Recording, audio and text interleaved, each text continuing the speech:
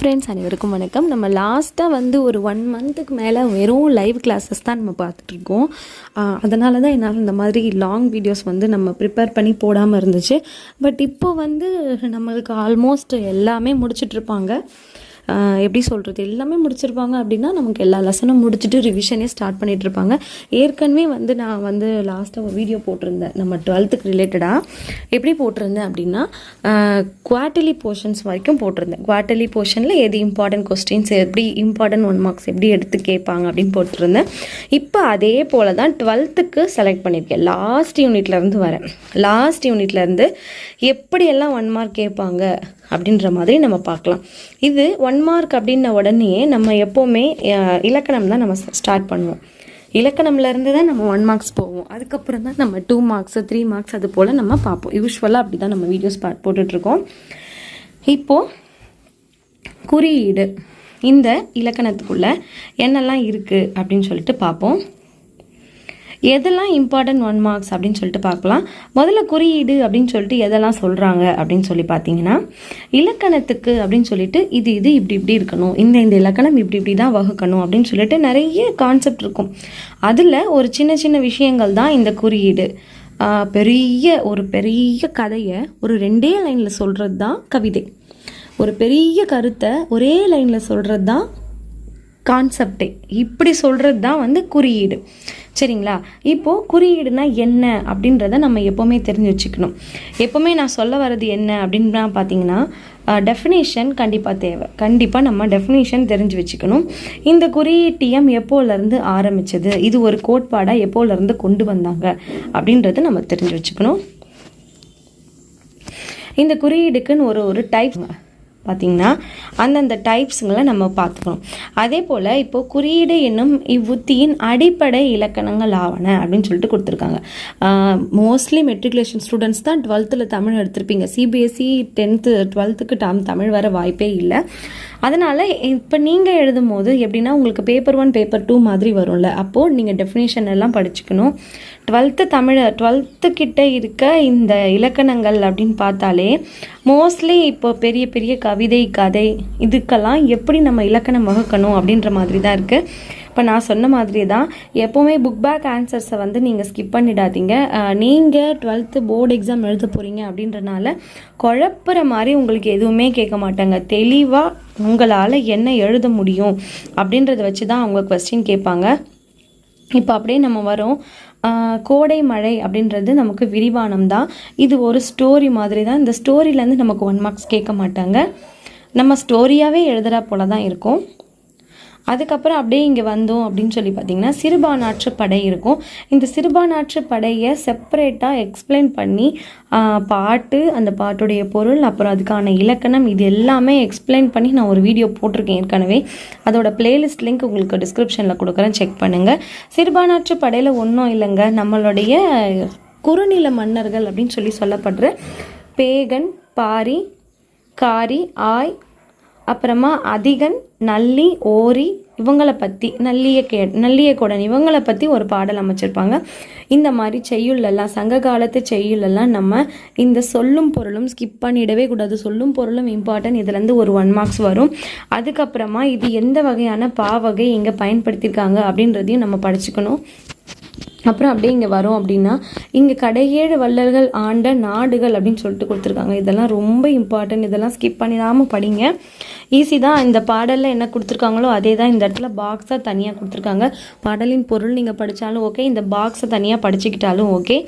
இந்த இடத்துல இந்த மாதிரி மேப்புங்களெல்லாம் நமக்கு தெரியணும் அப்படின்றதுக்காக தான் கொடுத்துருக்காங்க. மற்றபடி நீங்கள் இதெல்லாம் பார்த்து ஒன்றும் பயந்துக்க வேணாம், குழம்பிக்க வேணாம். அதே போல் இந்த தெரியுமா, இதெல்லாம் நம்ம ஸ்கிப் பண்ணிடவே கூடாது.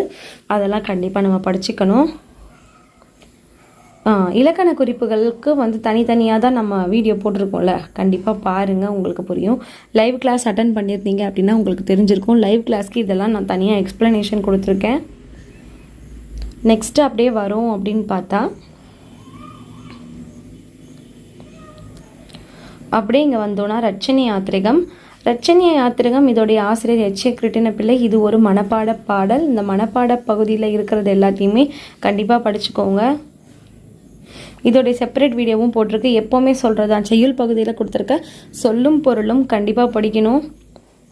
அதில் நமக்கு மோஸ்ட்லி ஆப்ஷன்ஸ் கொடுத்துருப்பாங்க அப்படின்றனால நம்ம பயப்பட வேணாம். நம்ம இந்த வீடியோவில் ஃபுல்லாக 1 மார்க்ஸ் தான் பார்த்துட்ருக்கோம். நான் திருப்பி சொல்கிறேன், என்ன மேம் நீங்கள் பாட்டு போயிட்டே இருக்கீங்க சொல்லிக்கிட்டே நினச்சிக்காதீங்க. 1 மார்க்ஸ் எதெல்லாம் படிக்கலாம், எதெல்லாம் ஸ்கிப் பண்ணலாம் அப்படின்றது தான் நம்ம பார்த்துட்ருக்கோம். இலக்கண குறிப்புகளுக்கு தனியாக வீடியோ போட்டிருக்கேன். வீடியோவோட லிங்க் உங்களுக்கு டிஸ்கிரிப்ஷனில் கொடுத்துருக்கேன். தயவு செஞ்சு அங்கே போய் செக் பண்ணி பாருங்கள். அதுக்கப்புறமா முகம் அப்படின்னு சொல்லிட்டு கொடுத்துருக்காங்க. இது இந்த காலத்தில் இயற்றப்பட்ட ஒரு பாடல் தான். இது அந்தளவுக்கு டிஃபிகல்ட்டான வேர்ட்ஸ், டிஃபிகல்ட்டான இலக்கண குறிப்புகள் அப்படின்ட்டுலாம் எதுவுமே இல்லை. இந்த மாதிரி லெசன் அப்படின்னு சொல்லிட்டு எடுத்துக்கிட்டோம் அப்படின்னா லெசனில் நமக்கு 2 மார்க்ஸ் 3 மார்க்ஸ் 4 மார்க்ஸ் இந்த மாதிரி கொஸ்டின்ஸ் தான் கேட்பாங்க. 1 மார்க்ஸ் கேட்க வேண்டிய அவசியம் இதில் இருக்காது. அப்படியே நம்ம 7th யூனிட்டுக்கு போகிறோம் அப்படின்னு சொல்லிட்டு பார்த்தீங்க அப்படின்னா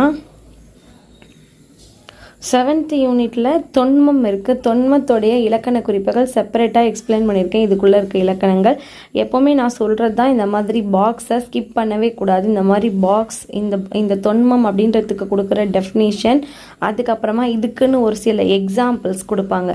இது எல்லாமே கொஞ்சம் டீப்பாக படிக்கணும், அவ்வளோதான். இங்கே பாருங்கள், இதில் இளம்பூரணார் என்ன உரை கொடுத்துருக்காரு, பேராசிரியர் என்ன உரை கொடுத்துருக்காரு, இந்த மாதிரி விஷயங்கள் எல்லாம் கொஞ்சம் நம்ம டீப்பாக படிக்கிற மாதிரி இருக்கும்.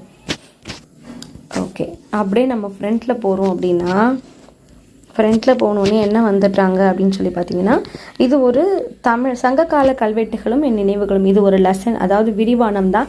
இது நீங்கள் கட்டுரை தொகுப்பு மாதிரி எழுதுகிற மாதிரி இருக்கும். அதனால் பயந்துக்க வேணாம், கட்டுரை கதையாக தான் எழுத போகிறீங்க. இதுக்கப்புறமா இங்கே இருக்கிறது ஒரு புறநானூறு பாடல். பிசிராந்தையர் எழுதியிருக்காரு. இந்த புறநானூறு இந்த மாதிரி செய்யுள் பகுதி, இந்த மாதிரி செய்யுள் பகுதின்னு நீங்கள் எடுத்துக்கிட்டிங்கனாலே இலக்கண குறிப்பு, பகுபத உறுப்பிலக்கணம், அதுக்கப்புறமா சொல்லும் பொருளும் அதெல்லாம் படிச்சுக்கணும். ஃபஸ்ட்டு இருந்த புக்கில் இந்த மாதிரி என்னமோ ஆயிடுச்சுப்பா. ஃபஸ்ட்டு இருந்த புக்கில் இந்த மாதிரி இதுக்குன்னு தனியாக பா வகை, இதுக்குன்னு தனியாக திணை வகை, துறை வகை அப்படிலாம் இல்லை. அதுக்குன்னு ஒரு உரை இங்கே கொடுத்துருக்காங்க பாருங்கள். திணை தனியாக, துறை தனியாக, இதுக்குன்னு ஒரு உரை தனியாக, இந்த மாதிரிலாம் இல்லை. இப்போ மேக் பண்ணுற புக்ஸ்லலாம் அந்த மாதிரி தான் இருக்குது. அதுக்கப்புறமா நூல்வெளி கொஞ்சம் லைன் பை லைனாக படிச்சுக்கோங்க, அதுதான் நல்லது. எப்போவுமே நான் கைடை ப்ரிஃபர் பண்ண மாட்டேன். லெசன் ஃபுல்லாக நீங்கள் படிங்கன்னு தான் சொல்வேன். லெசன் ஃபுல்லாக படிச்சிங்கன்னா நீங்கள் ஸ்டோரியை பாயிண்ட்டாக போட்டு எழுதினாலே போதும். அண்டர்ஸ்டாண்டிங் பண்ணிக்கிட்டிங்கனாலே உங்களுக்கு ஈஸியாக தான் இருக்கும். தேயிலை தோட்டத்து பாட்டு, இது மனப்பாட பாடல் இல்லை, பட் இதோடைய பெரிய வீடியோ நான் போட்டிருக்கேன். இதுவுமே நம்ம நாட்டு, அதாவது நம்ம ஜென்ரேஷனில் இருக்க ஒருத்தவங்களால் எழுதப்பட்ட ஒரு பாடல். அதாவது புரியும், பாடலை படிக்கும் போதே புரியும். அதுக்குன்னு தனியாக இலக்கண குறிப்புகள், பொருள், சொற்பொருள் அதெல்லாம் எதுவுமே தேவையில்லை. அதிசய மலர் இதுவும் அதே தான். இதை படிக்கும் போதே புரியும், படித்தாலே புரியும். இந்த அதிசய மலர் இதுக்குள்ளே நீங்கள் என்ன படிக்கணும்னா ஆசிரியர் குறிப்பு படிச்சுக்கணும். ஆசிரியர் குறிப்பும் நூல் பற்றின குறிப்பும் படிச்சுக்கணும். கண்டிப்பாக படிக்கணும், நோ ஸ்கிப்பிங். ஓகேங்களா, இம்பார்ட்டன்ட் இதெல்லாம். அப்படியே நம்ம ஃப்ரண்ட்டில் வரோன்னா நான் ஏற்கனவே சொன்ன மாதிரி தான், இந்த மாதிரி லெசனுக்கெல்லாம் நீங்கள் கொஸ்டின் ஆன்சர்ஸ் படிப்பீங்க. அதனால் இந்த 1 மார்க்ஸ் அந்தளவுக்கு வராது, கேட்க மாட்டாங்க. அப்படியே 6th யூனிட்டுக்கு நம்ம போகிறோம் அப்படின்னு எடுத்துக்கிட்டால் அதுக்கு முன்னாடி திருக்குறள் இருக்குது. திருக்குறளில் 12th ஸ்டாண்டர்ட் ஸ்டூடெண்ட்ஸ் எதை ஸ்கிப் பண்ணவே கூடாது அப்படின்னா, எந்த திருக்குறளுமே ஸ்கிப் பண்ணக்கூடாது. இது ஸ்டார் போடலை மேம், இது மனப்படம் இல்லை அப்படின்னு அதை ஸ்கிப் பண்ணக்கூடாது. ஸ்டார் போடாத திருக்குறளில் இலக்கண குறிப்புகள் கேட்பாங்க, அது என்ன அணி அப்படின்ற மாதிரி கேட்பாங்க. அதனால் மோஸ்ட்லி நீங்கள் எல்லாமே படிச்சுக்கோங்க. இப்போ மட்டும்தான் படிக்க போகிறீங்க, நீங்கள் காலேஜுக்குன்னு போயிட்டீங்கன்னா தமிழ்கிட்டே வர போகிறதில்ல. ஆனால் கவர்மெண்ட் எக்ஸாம் அப்படின்னு சொல்லிட்டு வந்தீங்கன்னா நீங்கள் தமிழ் எடுத்து தான் ஆகணும், தமிழ் படித்து தான் ஆகணும். அதனால் இப்போ படிக்கும் போதே நல்லபடியாக படிச்சுக்கோங்க. காப்பிய இலக்கணம், இதுக்குள்ளே நம்ம வந்துட்டோம். காப்பியம்னா என்னென்னா கதை, இலக்கியங்கள். இந்த கதையை எழுதுறதுக்கு எப்பேற்பட்ட இலக்கண முறைகள் பயன்படுத்தியிருப்பாங்க, எந்தெந்த இடத்துல. இப்போ ஒரு சில கதைகள்லாம் நிறைய கற்பனை கதையாக இருக்கும். சரிங்களா, இப்படி பறந்துச்சு, அப்படி ஓடிச்சு, மண்ணுக்கடியிலேருந்து மேலே ஏறி வந்துச்சு, இதுக்கெல்லாம் ஒரு இலக்கணம் வகுத்திருப்பாங்க. இதுதான் காப்பிய முறை. எப்போவுமே இந்த மாதிரி காப்பிய முறை எந்த இதுன்னு கிடையாது. எந்த ஒரு நீங்கள் ஒரு கான்செப்ட் படிக்க போகிறீங்கன்னா அதோட டெஃபினேஷன் தெரிஞ்சிருக்கணும். அதை பற்றி யாராவது ஒரு சில குறிப்புகள் கொடுத்துருப்பாங்க, அதை படிக்கணும். அதோடைய எக்ஸாம்பிள்ஸ் படிக்கணும், அதோடைய டைப்ஸ் படிக்கணும். எல்லாத்துக்குமே இது பொருந்தும். இந்த லெசனுக்குள்ளே ஒன்றும் கிடையாதுங்க. இது ஒரு ஸ்டோரி தான். நடிகர் திலகம் என்ன கேட்டால் இதை ஸ்கிப் பண்ணிவிடுங்கன்னு தான் நான் சொல்லுவேன். இது தெரிஞ்சு நம்ம ஒன்றும் பண்ண போகிறதில்ல. அதுக்கப்புறமா மெய்ப்பாட்டியல், இதோடைய செப்பரேட் வீடியோ போட்டிருக்கேன். இது தொல்காப்பியரால் இயற்றப்பட்ட பாடல். கண்டிப்பாக இதிலிருந்து நிறைய கொஸ்டின்ஸ் கேட்பாங்க. செய்யுள் அப்படின்னு எடுத்துக்கிட்டிங்க அப்படின்னாலே இலக்கண குறிப்புகள், பகுப்பதொகுப்பு இலக்கணம், நூல் பற்றின குறிப்பு, நூலாசிரியர் பற்றின குறிப்பு கண்டிப்பாக படிக்கணும். அதுக்கப்புறமா என்ன இருக்குன்னா சிலப்பதிகாரம்லாம் தெரிஞ்சுக்க வேண்டிய ஒரு விஷயம், கண்டிப்பாக படிக்கணும், ஸ்கிப் பண்ணிடாதீங்க. சிலப்பதிகாரம் இதில் மாதவி பற்றின குறிப்புகள் கொடுத்துருக்காங்க. அது இல்லாமல் இதில் ஒரு மனப்பாட பாடலுமே இருக்குன்னு நினைக்கிறேன். ஆமாம், இசைக்கருவிகள் ஒலித்த முறை பற்றின ஒரு மனப்பாட பாடல். அந்த மனப்பாட பாடலையும் படிச்சுக்கோங்கன்றீங்க அப்படின்னு நீங்கள் சொல்லலாம். ஏன்னா இதோடைய வீடியோஸ்லாம் ஏற்கனவே போட்டேன். இப்போ நான் வீடியோ ஆரம்பிக்கும் போதே சொன்னேன், உங்களுக்கு 1 மார்க்ஸ் அண்ட் இம்பார்ட்டன்ட் கொஸ்டின்ஸ் தான் சொல்ல போகிறேன் அப்படின்னு சொல்லிட்டு. கவிதைகளுக்குள்ளே போனால் கவிதைகள் நம்ம முதலே புரிஞ்சிருச்சு. நகுலன் அப்படின்ற பேர்லேயே நமக்கு புரிஞ்சிச்சு. கண்டிப்பாக நம்ம காலத்து ஒருத்தர் தான் பாடலாசிரியர், படிக்கும் போதே நமக்கு தெரியும். அடுத்து யார் வந்துட்டாங்க அப்படின்னா திரைமொழி. அதாவது இந்த யூனிட்டே இதுக்கு ரிலேட்டடாக தான் இருக்கும்னு நினைக்கிறேன். அது பார்த்தீங்களா, அதனால தான் ஒரே சினிமா பற்றின விஷயமாகவே இருக்குது. 6th 7th 8th 3 யூனிட்டுக்கான இம்பார்ட்டன்ட் கொஸ்டின்ஸ் என்ன அப்படின்றத இந்த வீடியோவில் பார்த்தோம். அடுத்த வீடியோவில் ப்ரீவியஸ் யூனிட்டுக்கான இம்பார்ட்டன்ட் கொஸ்டின்ஸ் என்ன அப்படின்றத பார்க்கலாம். இது போல் நிறைய வீடியோஸ் வேணும் அப்படின்னா நம்ம சேனலை சப்ஸ்கிரைப் பண்ணுங்கள். மறக்காமல் உங்கள் ஃப்ரெண்ட்ஸ் கூட ஷேர் பண்ணுங்கள். தேங்க்யூ ஃபார் வாட்சிங்.